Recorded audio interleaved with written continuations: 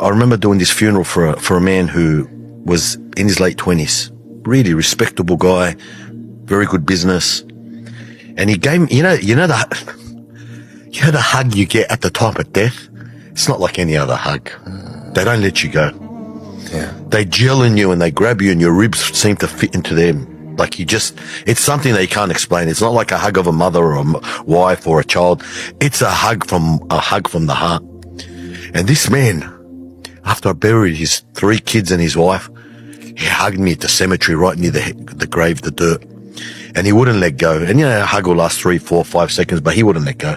And then you could feel, like you said, Sakina's head just went down. I could feel his head just go down and his body just go loose.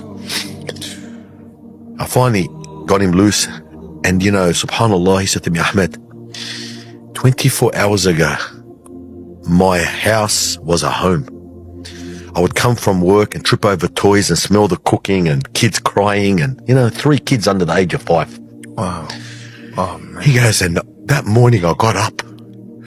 I tripped over a few Legos, moved something out of the driveway and went to work and didn't see him because I didn't want to wake him up. As a father, sometimes I don't want to disturb anyone.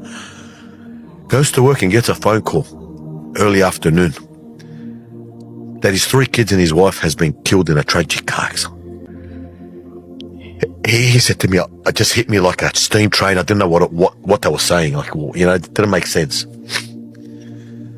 SubhanAllah, he said the first night he went home, that night, and the house was empty. He said it's not a home anymore, it's a house. It was cold. There was no smell of any happiness, any family in there. And he says, now I put my kids into a grave and the mother of my kids, my wife, into a grave. And how do I expect Ahmed to walk from here and live? How do I walk? Where do I go? He said, well, these people here aren't going to do anything for me. And he pointed and there was a lot of people. And I could feel with him. And he's telling me this. I don't know him. But he knew he could fight because I see this every day. I said, Akhi, Allah gives and Allah takes. You have Allah. Allah subhanahu wa ta'ala is the ever willing, ever living, ever everything. Do not despair.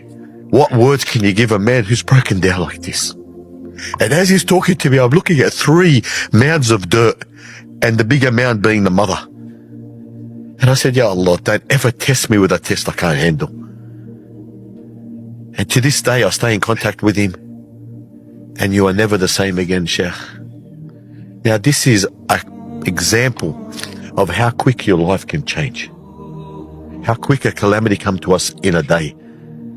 Yet we live our lives thinking we're here forever. And I never forget his story and I never forget him. And to this day, he spends every single day at the cemetery. He comes from work and sits at the cemetery. He's got a permanent residence. I've seen him even wash his car at the cemetery and clean his car sitting there. And he says to me, Ahmed, the best thing that happened to me is that I can now know what life is really about. He said, when I see a janazah come, I know the times now. He goes, I get up and help straight away. You're talking about a man who was in the corporate world, who wouldn't, if you said to him the cemetery, he'd say, what for? Who died? Now I call him min ahl al-qubur, from the people of the cemetery. Yeah. So sometimes we don't look at, what the blessing of something that is so sad. And death, unfortunately, Sheikh, as harsh, as hard as it seems, we have to accept it. And for a believer, it's a prize.